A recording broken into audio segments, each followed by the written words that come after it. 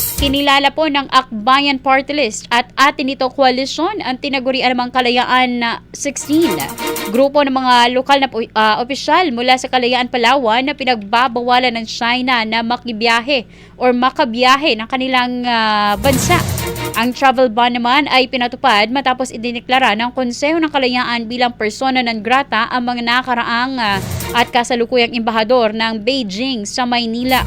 Ayon sa Chinese Embassy, ang hakbang ay tugon ng resolusyon ng Kalayaan Municipal Council na pagbabawal or nagbabawal sa Chinese envoy na makapasok sa kanilang nasasakupan.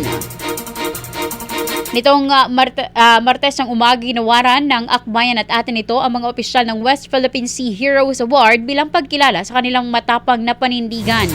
Binanggit din ng leader ng Akbayan na ang Kalayaan 16 ay simbolo ng tapang at pagtatanggol sa soberanya ng Pilipinas sa West Philippine Sea.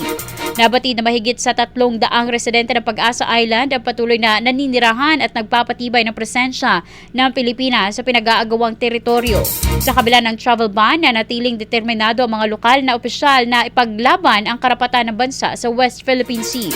Para sa kay Kalayaan Vice Mayor Maurice Philip Alexis Albaida, ngayon ay mas ramdam na nilang masarap maging Pilipino at ipaglaban ang anumang tunay na pag-aari ng ating bansa laban sa mga dayuhan.